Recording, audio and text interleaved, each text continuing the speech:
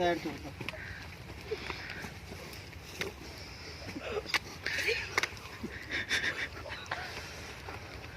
doctor साहब वेख के लग गया ठीक है लग गई डॉक्टर साहब चलो चलो ठीक सलाम अलैकुम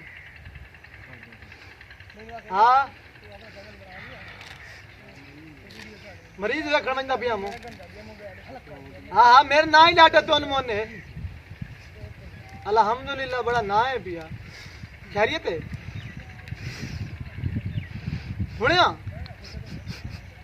हुणे तो मैं यार नहीं आ सकता मैं क्योंकि एक होर मरीज रखण वंदा पिया अच्छा यार मजबूर न कर मैं गाल सुनना चलो मैं वेंदा टाइम अगर टाइम है तो मैं आ वही बात ठीक है मोहम्मद मोड़ बाद ही लगा वैसा ठीक है डॉक्टर साहब आ गए अस्सलाम वालेकुम डॉक्टर साहब वाह सही डॉक्टर साहब आओ सीरियस है भैया ਇਹ ਮਰੀਜ਼ ਹੁਣ ਤੁਹਾਨੂੰ ਫੋਨ ਕੀਤਾ ਜਿਹੜਾ बहुत ज्यादा दवाइयां नहीं हैं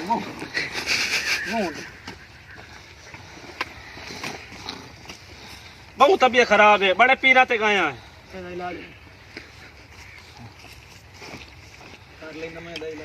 चेक करो चेक करो बड़े डॉक्टर ने दिखाया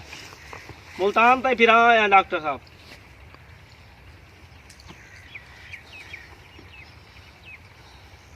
लूण वाला बाट खा दसो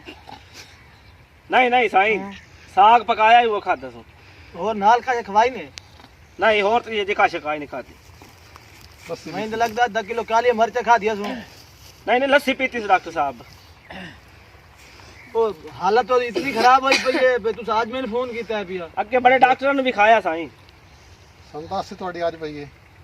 ਇਹ ਤਾਂ ਸਾਨੂੰ ਕਹਿੰਦਾ ਸੀ ਤੇ ਤਾਂ ਤੁਹਾਡਾ ਨਾਮ ਸੁਣਿਆ ਤਾਂ ਮੁਰਤਾਦਰ ਫੋਨ ਕੀਤਾ ਡਾਕਟਰ ਸਾਹਿਬ अल्हम्दुलिल्लाह डॉक्टर तोन मोन आपड़ा दुनिया दा नाम मशहूर है पिया ठीक है ते हाली तुसा शुक्र करो बे तुझो टाइम ते काल कर देती मैनू ठीक है डॉक्टर साहब तबीयत जल्दी चेक करो बड़ा सीरियस मरीज है पिया ए लत्ता सीधी करो ना ए डॉक्टर साहब तबीयत दी डाउन रह वेंदी है आई ते बैठ 2 मिनट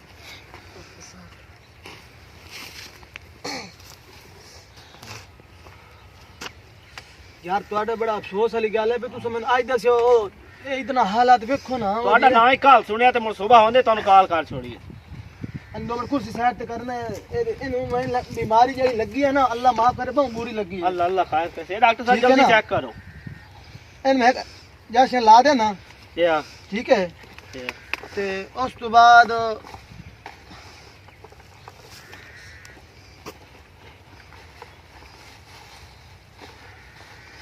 ए तो ब्लड शॉट तो डॉक्टर साहब चेक कर लो ना इसकी क्या वजह पहले ब्लड शॉट तो चेक कर लो ब्लड देखो धड़कन ब्लड चेक करे ना मैनू समझ का ले अखी रोक वैने डॉक्टर साहब दिया अच्छा हाथ पैर से जोड़ देने आए अल्लाह अल्लाह करके मुड़ बेहोश हो वैंदा है बेहोश हो वैंदा बड़ा ब्लड घट वैंदा सो कदी वाद वैंदा सो कदी हाथ वैंदा कदी ना गात वैंदा टेंशन लो ना भाई समझ नहीं हम ਇੱਥੇ ਪਿੰਡ ਦਾ ਸਾਡਾ ਨਾਲ ਡਾਕਟਰ ਹੈ ਪਿਆ ਹੁਣ ਚੈੱਕ ਕਰਾਈ ਰੱਖਨੇ ਆ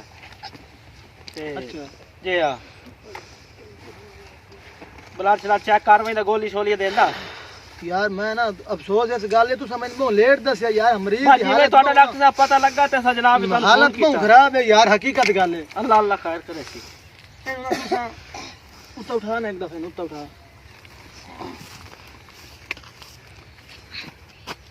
इन हो तो कोई मसला नहीं नहीं नहीं ਹੋਰ ਇਹਦਾ ਮਸਲਾ ਕੋਈ ਨਹੀਂ बुलंदा चुलंदा है कोई ना ਬਸ ਬੁਲੰਦਾ ਹੈ ਤੇ ਬਸ ध्यान ले बुलेंदा क्या नहीं बुलेंदा बाकी तो सो चेक करना हूं समझ गया पता की है मार जैसे डॉक्टर तो सही हो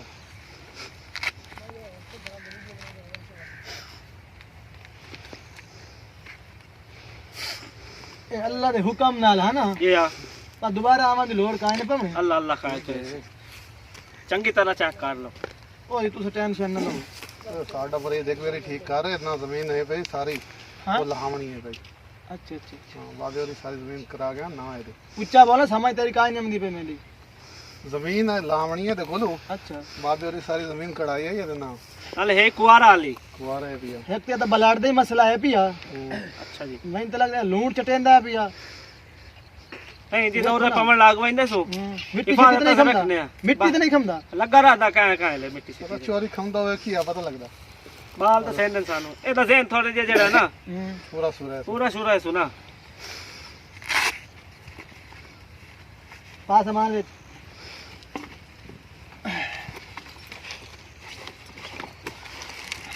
ਮੈਂ ਲਾ ਦੇਣਾ ਡ੍ਰਿਪ ਇਹ ਦਵਾਈ ਸ਼ਵਾਈ ਲੈਣੀ ਹੁੰਦੀ ਪਰ ਬਾਜ਼ਾਰ ਉਹ ਮੈਂ ਕਰ ਲੈਣਾ ਸਾਰਾ ਮੈਂ ਉਹ ਮੈਂ ਦੱਸਿਆ ਮਤ ਲਾਇਆ ਨਾ ਇਹਨੂੰ ਦਾ ਕਰੋ ਨਾ ਇੱਕ ਦਫਾ ਡਾਕਟਰ ਸਾਹਿਬ ਬਾਸ਼ਾ ਤੇ ਲਾ ਦਿਓ ਇੱਕ ਟਿੱਕਾ ਨਹੀਂ ਨਹੀਂ ਪੋਤਰਾ ਇੱਥੇ ਨਹੀਂ ਲੱਗਦਾ ਚਲੋ ਉਹ ਤਾਂ ਕਰ ਯਾਰ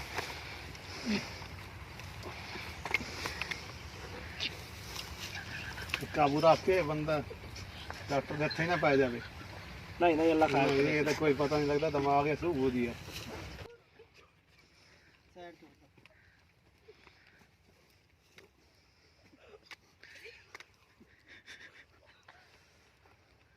ਡਾਕਟਰ ਸਾਹਿਬ ਵੇਖ ਕੇ